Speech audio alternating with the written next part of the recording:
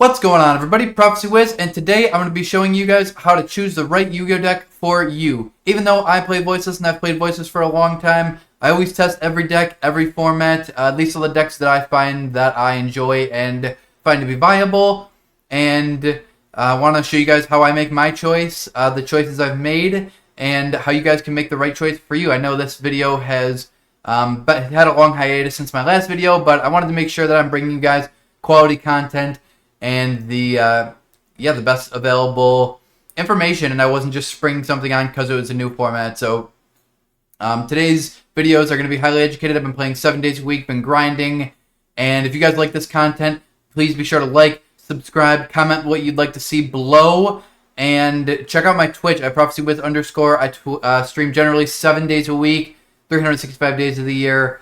And you guys can see me going over discussions like this, ask any questions there as well, and watch me playing Dueling Book live on High Rated every single day. So, without further ado, let's get right into kind of how I format at the beginning of a format. So, usually I pull into a list, like whatever I consider to be the top decks, and then also what I, like certain decks I enjoy, etc., and then build from that. So, the first thing I always do is like assess whatever are the top decks of the format. So I look at Fire King, Pure Snake, and Tempai. The Fire King and the Snake deck. So the Pure Snake deck, I feel like loses pretty hard to Shifter and the new Chummies.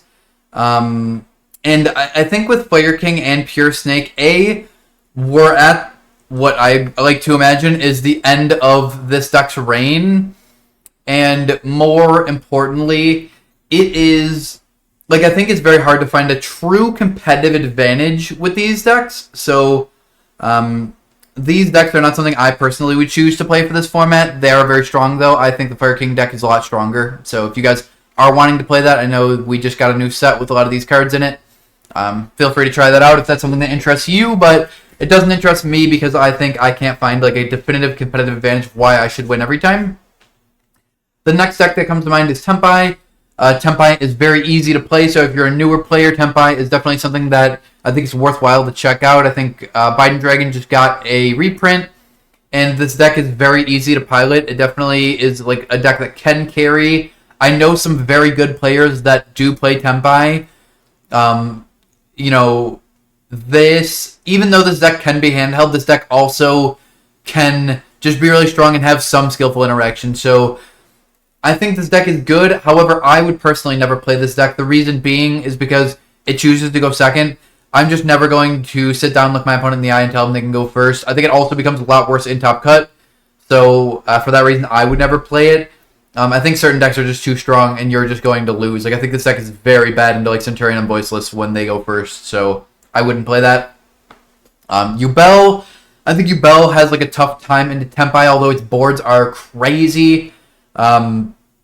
Nothing got hit from the last format. It was definitively the strongest deck of the last format and was clearly taking over before we got the new Snake Eye card. So I think YuGiOh is like relevant to consider. I think it's probably going to get hit on the list, but because Snake Eye has taken over so much and Tempai has been like one of the other top decks, I think YuGiOh is going to be a bit safer than I think people would like it to be on the next list. I do think the new Chummy hits it, but I do also think I know that you can put up 5 interruptions and give your opponent 3 draws, which really is only a +2. Like, you can put up the 5 interruption board into Centurion, they are still just losing if you give them 3 draws. So, I think YuGiOh is a decent deck.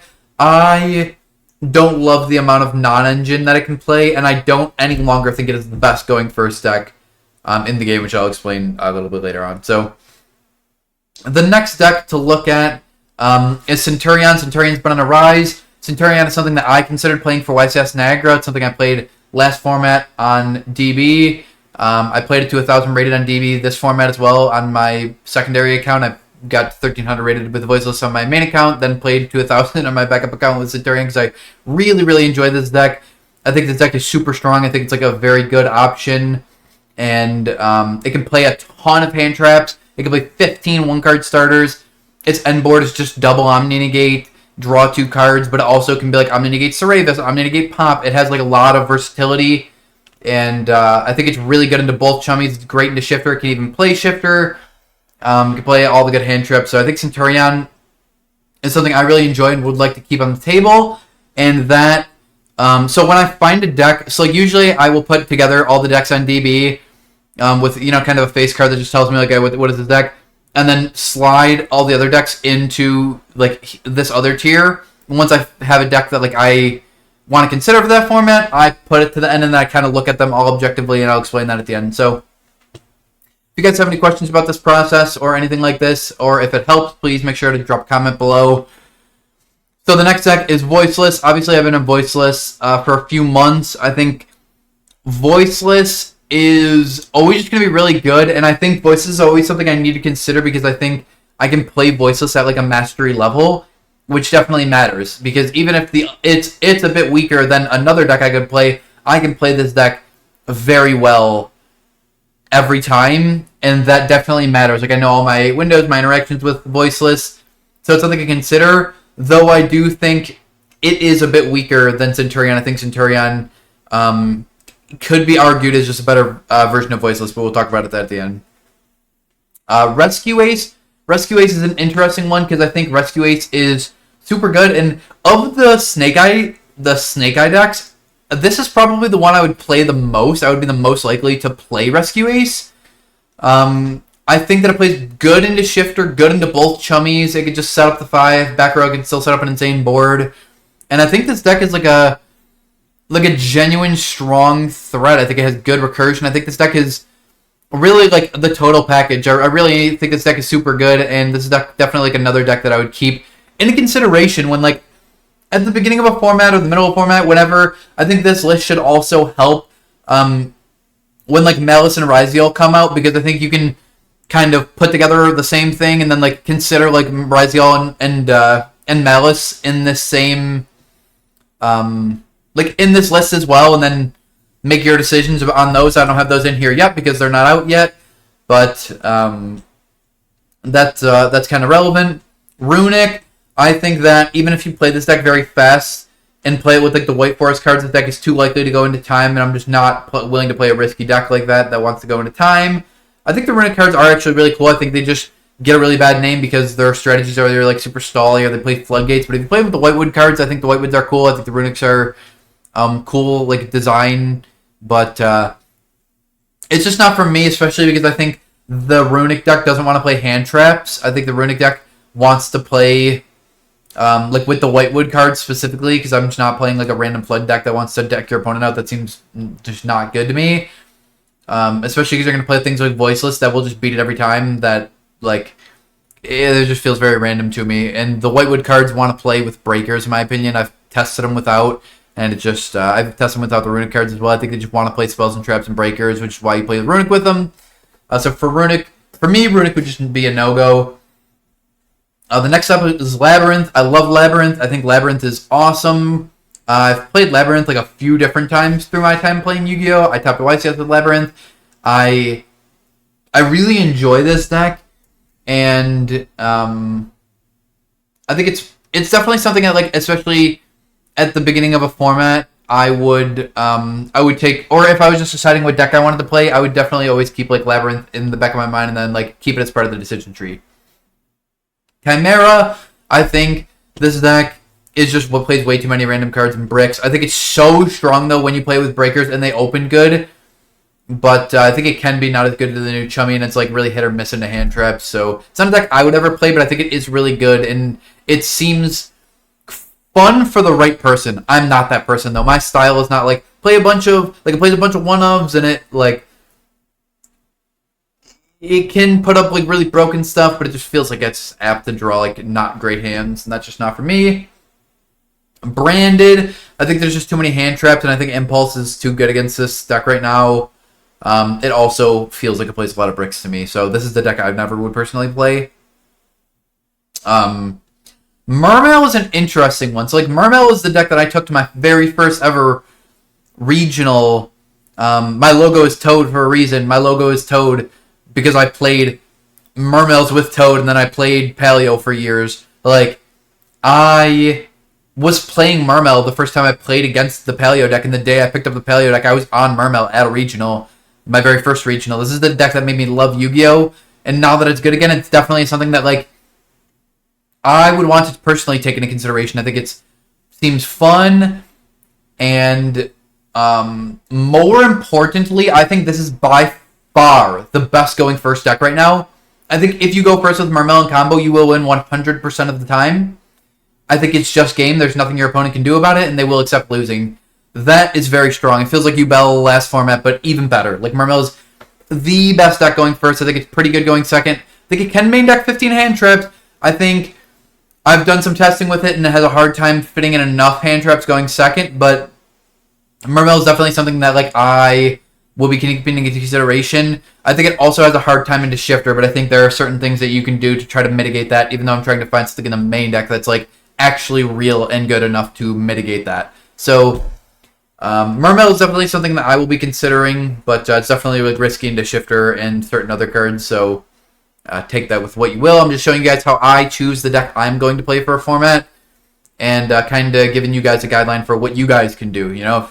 And if it's a cost thing and you're like, well, I don't want to invest into another deck, then the option is probably just play the deck that you've been playing, you know, master it, bring it to a mastery level. And if you guys want to see a video about how I think you should go about if you want to play one deck, because that's something I've done for a long time. I played Paleo for years. A lot of people know me as the Paleo guy, and now I've played Voices for a long time and gotten to what I think is pretty good with that deck. And, you know, to kind of go about, like, if that is the deck you're just going to stick to, how to really bring it to a mastery level. So, Tier Element, it's a mill deck. It's not what it was at full power, and I'm not going to play a deck that I feel like is just random. Some people love those kind of decks. I feel like it's either 50-50. You either like mill decks and decks like Tier, or you don't, and I do not. Memento, I think this deck is interesting. I feel like a lot of people still really don't know what they're doing against Memento, which is a huge advantage of it. I think it's not amazing into the new, like, I think it's not great into, like, Shifter. I think it's not great into the new Chummy, but I think it's not horrific into the new Chummy.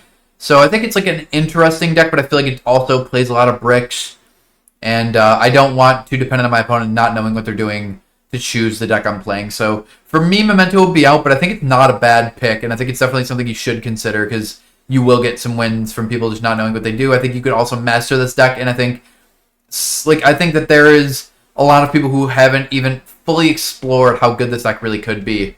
I've also had, like, a kind of skewed experience against it, because I've played things, you know, like Nadir Servant, and I just am able to pop their trap, and then, like, the continuous trap that negates 5 times, and then the deck feels like it does nothing. But Memento is definitely a neat deck. So, the next deck is Ritual Beast. I think Ritual Beast is very difficult to pilot, and I think it's just it gets to play Shifter, which is a good thing, but it is very bad into both Chummies, and it can be bad into Droll. I think, for me, this wouldn't be a deck I would play right now, but I don't think it's unplayable. I think Protoss and Colossus are nuts, and I think there are some things that you can probably still just do, right? Like, I think I've never really seen this out of people, but I think, like, maybe summoning Baguska is something that this deck is, like, capable of doing with not giving your opponent a million draws, and could just make your opponent pass and then play. So, the next deck is Melodious. I really enjoy the Melodious deck. I've liked this deck since its inception. It plays Orange Light. It gets to play just a plethora of really good cards. It plays, like, a million hand traps. It plays a good amount of starters. Its end boards are pretty good. And I think it's not as good into breakers, but I think people aren't playing a lot of breakers right now. So this is something I would always consider as a deck, because I really enjoyed this deck. And yeah, I have, like, most of the cards for this deck because I enjoy it. So a lot of the decks that you're going to find on a list that come down to, like, at this point of when you're making the list, for me, are, like, the decks that you could see yourself playing. I think it's also important to play a deck that you do enjoy, because it will make you grind it way more and play way more. I play 7 days a week. I just did a 52-hour stream just 2 weekends ago. I think that that's very important to do for this game. Like, you need to play a lot, and you need to find the interactions with your deck and see what your deck is really capable of. So I think you need to play a lot, and I think you need to enjoy the deck you're playing to be able to actually play a lot. So the last deck I have on the list before all the other decks that I've decided I like is going to be Purrely. I also am like a fan of Purrely. I've played Purrely before. I played it at a YCS. I think that Purrely is decent into Shifter. I think a lot of decks are just not able... Like, I think it's pretty good into Tempai, and Tempai, just like he's going to have a hard time just dealing with Big Noir. I think they actually might just accept it and lose when you make it big and unaffected with, like, Delicious. So, I think Purrely is definitely, like, a relevant thing to consider, and I would keep it into my consideration. So, once I have cycled through all the decks that I think are, like, potential options, I kind of... We'll go through the list one more time and slim it down to a bit smaller and like re-go over it. So Centurion, if you guys have made it to this point in the video, I appreciate you for sticking around and listening to my explanations. The Centurion deck, I ended up picking up the core right before that YCS Niagara because I liked this deck last format and I knew that it seemed a lot better with the new card. To me, this deck seems a lot like a bit like a better Voiceless deck. Please don't crucify me in the comments. You guys know I love Voiceless, maybe more than anybody. I love Voiceless. The reason I'm saying it seems like it could be a better Voiceless deck is because it has 15 one-card starters versus Voiceless's 6. It's way better into Shifter. It can even play Shifter. It plays more hand traps, so more than double the one-card starters, more hand traps. Its 2-card combos are not as potent as Voiceless. However, the 1-card combos, where Voiceless's 1-card combo is an Omni Negate and a pop, where like their 1-card combo is either 2 Omni Negates and 2 draws, or 2 draws and Omni Negate and a pop, an Omni Negate and a Seravis, 2 Super Seravis, really, because it negates normal summons. Because you summon the Double Blazar. Or Hot Red, which is banish all monsters, and Cape Destroy, which is really good against Tempai. So, like, this deck just seemed really, really well positioned. Spoiler, I played this deck at the YCS last weekend. I went X2-1, bubbled out. I thought the deck performed really good, though. It was just, like, super little things. If you guys have interest in that, ask in the comments below about any of the matchups or, like, how anything happened. I thought the deck performed really good, and it was the first time I actually ever played with the physical cards because I played it on DB and then ordered it online. But I thought I played pretty decent. I thought the deck played good, and I spent a lot of time testing a bunch of different decks. So I didn't, even though I had 1,000 rated with this deck on DB, I also tested like a bunch of different decks and was testing like a lot leading up into the YCS with different decks. I wish I would have committed just more time to this deck. It's not me telling you I'm landing on this deck, just telling you guys the, kind of that situation that, like, I really value this deck really highly. So, really enjoy this deck. And this definitely is going to be something I will be continuing to play in the future. If you guys want to see a deck list, I really spent hundreds and hundreds of hours playing this deck and testing this deck. So, if you guys want to see the deck list, I feel like I have an insane deck list. I played pure Centurion, not a Bastille in sight. And it was God tier. I think it's the appropriate way to play the deck, and I think the deck list I had was just absolutely perfect. It was insane, and I have really well thought out reasoning. So if you guys have interest in seeing my Centurion deck list, please drop that in the comment below and let me know. And I will post that because, I've been like reluctant because I know people wanted to see Voiceless, so I wanted to kind of go over this and explain like my thought process of like why I'm playing what deck I am at what time. Voiceless Voice, I played most of the 52-hour stream. Currently, the Voiceless Voice deck I have together right now is a 43-card version because of the math with the Hypergeometry Calculator. If you guys want to see that, let me know. Also, you guys can check out my Twitch every single day. I'm happy to show you any of these deck lists right here and now. Well, at the time, right, obviously, but let me know because I like have I think I've put together the best Voiceless list that can be put together. I think that this deck is still really good, but Impulse didn't help. I think more so just the Snake Eye deck coming back, and I feel like needing more hand traps made the deck less potent going first, and it just doesn't play as many one-card starters, and you have to up the hand trap count to be able to play enough. I think 13 hand traps isn't enough in the main deck anymore, and the deck is just in a bit of an odd spot, but I still think it's awesome. I'm gonna always just be testing this deck because I love this deck and I want to make this deck work. So, yeah, if you guys want to see the updated deck list, let me know in the comment section below.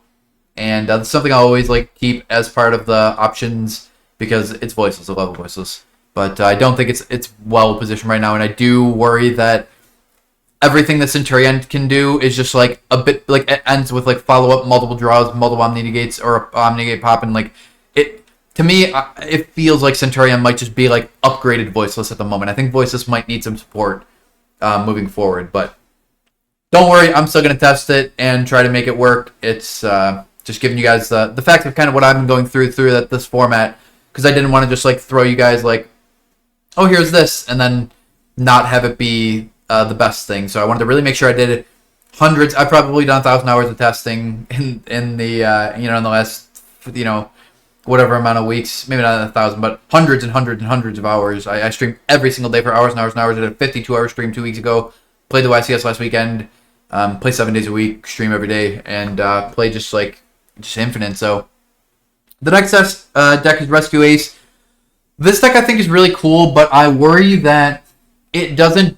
I worry about the cards like Harpy's Feather Duster and Lightning Storm just crushing this deck's soul, and for me, that was a big deal. I also think it plays like a bit more engine and can't play like quite as much non-engine as something like Centurion. So I opted to not do as much testing of the Rescue-ACE deck, just because I truthfully didn't find that it was going to be like the deck that I thought I would settle on. Labyrinth is something I did test a decent bit. I tested it last week on stream. I think this deck is cool. I think it's not great into some of the similar things, but at least it can like trap trick into certain cards that can let you play still. Like if you do get Lightning Stormed and Feather Duster, like obviously the trap that copies in the graveyard is really good, but it pays half into something like Tempai that would be playing Lightning Storm Feather Duster, and I don't know. I feel like this card is a lot better because of Dominus Impulse. But one thing I realized Dominus Impulse was like, dang, this makes this deck way better because now you don't have to like main D barrier and stuff, and you could hold it, which is good. But then I realized Dominus Impulse is like a blessing and a curse because it's so good into Labyrinth, and even if you go Little Welcome for Lovely and then Big Welcome, they can impulse that, and like you just like traded 2 cards to do nothing, and they just like got to negate it. So it's like god tier Ash Blossom against this deck, and this deck just can't play enough hand traps going second to where I feel like it just can beat the best decks going when they go first. So this deck is I think this deck is really cool. And I definitely want to keep it on my radar, but it was something that I had tested but kind of ruled out because I didn't think I don't think it's the best deck right now. But I do think it's worth playing. If you do like it, I think it can be really strong and it can win consistently. It just, I think sometimes you can just lose a die roll and there's nothing you could do, and the cards you want to play don't trade as well into certain cards your opponent could be playing. The next deck is Mermail. Mermail I haven't tested enough, but I have been testing a little bit more. So let me know if you guys have any interest in seeing me play Mermail, and doing maybe a Mermail deck profile. And see if you guys want to see me take any of these decks to events, let me know. Mermail is definitely one of the things that's like next on my board to like test a bunch. And I think that this deck is really good. Like I think this deck is the best deck going first. One of the best decks ever going first. It's actually genuinely that good. Like if you're a master with this deck and you can combo with it insane, this deck is crazy going first. I don't know if it can actually deal with Shifter, and I think like you're gonna just play Tempai, they're gonna draw Shifter 2 of 3 games sometimes, and like I want to win 100% of the time, and I think those times you may just lose. It can play Dominus Impulse, which is good against Tempai, but I'm still working out some of the kinks to figure out, like, can I do something to consistently win when I get shifted? So I'm working on that.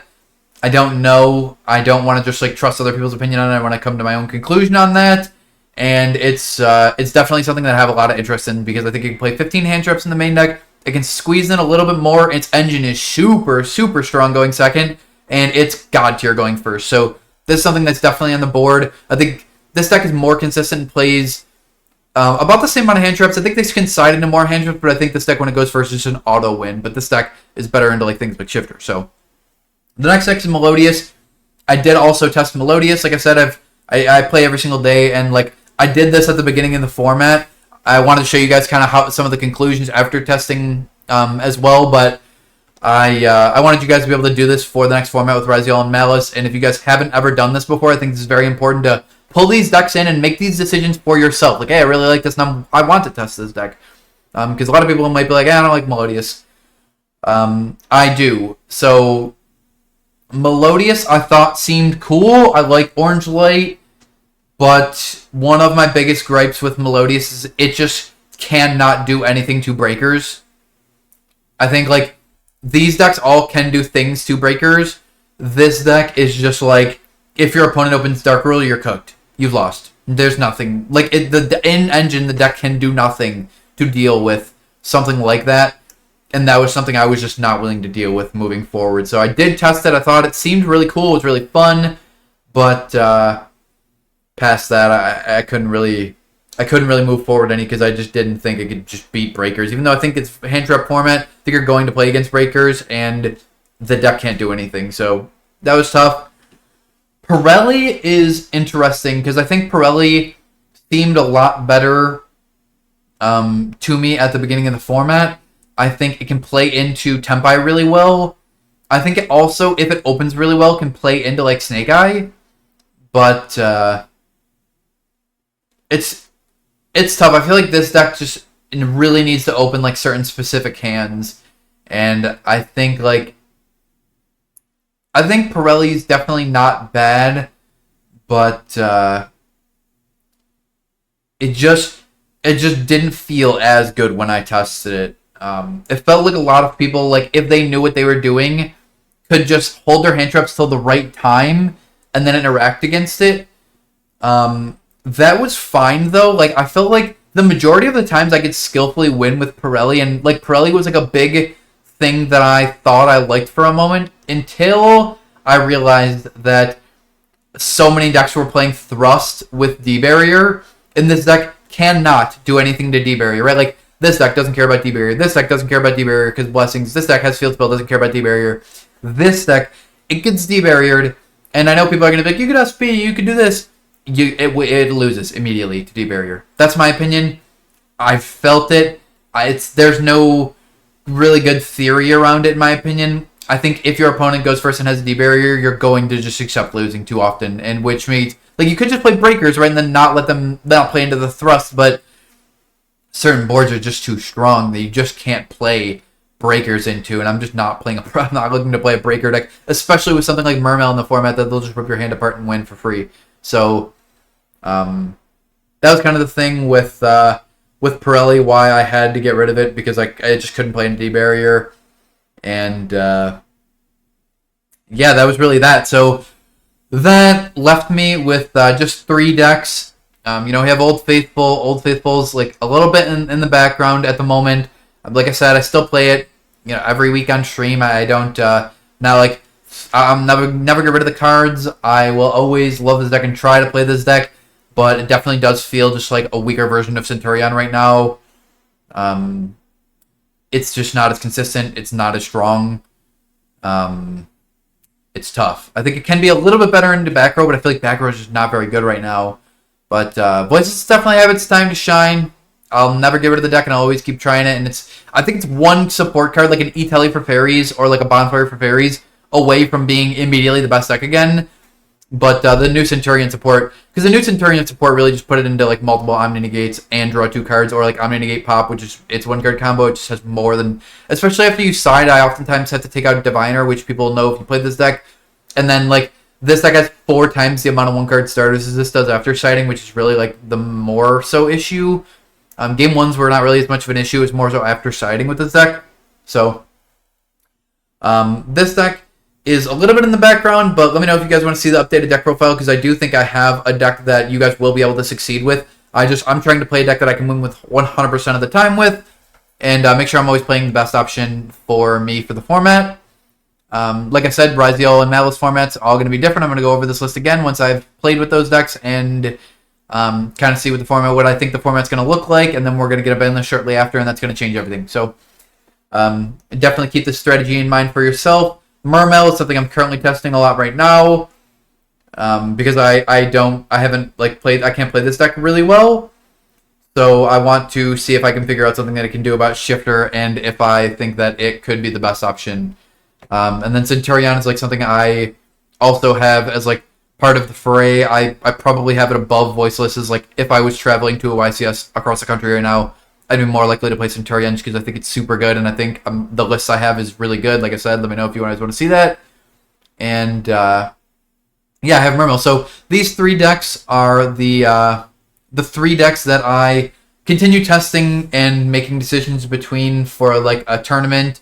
Mermail, I don't really like, is not going to be as definitive. Like these 2 were more so for like the remote YCS, and I tested a bit of lab because I had a lab deck to be able to play, but I canceled it out like pretty quickly because I thought it wasn't as good. But these 2 decks are definitely the main 2 that I've leaned on. You can see them in the thumbnail.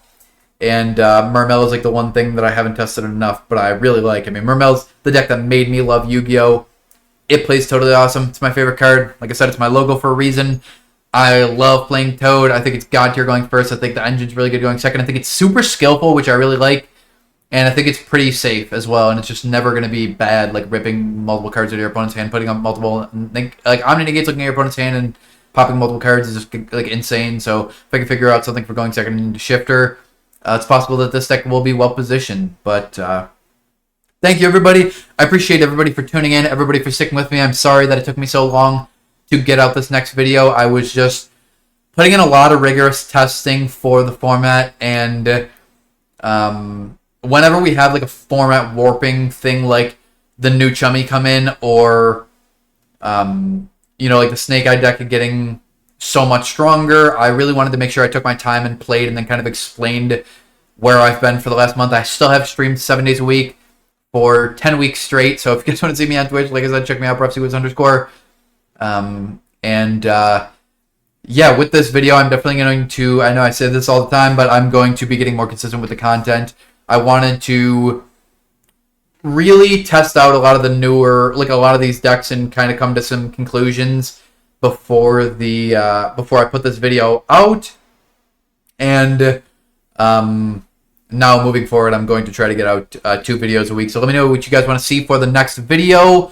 I'm also going to start putting out a wager match once a week. I'm going to be playing online tournaments and wagers, so money matches, at least once a week. So I should have 1 video up a week of wagers, playing the different decks that I enjoy, playing Voiceless, Centurion, Mermail. Let me know what you guys want to see for that, if you guys have any interest in that, if that seems cool to you guys. And yeah, I'll be bringing deck profiles and format analysis, etc. for the other videos. So I am sorry for the little hiatus. I was just checking out the format and really trying to make sure I was like in tuned and could bring you guys the best content. I didn't want to just throw you guys a deck profile without having some explanation to where I came to what conclusions, and have people be like, oh my god, he's profiling Centurion, what the hell happened to Voiceless? Or you know, why are you playing Voiceless over X deck, or so and so. So thank you guys all so much again. I appreciate it. If you guys like this video, like, subscribe, comment. It genuinely helps so much. And I will see you guys in the next one.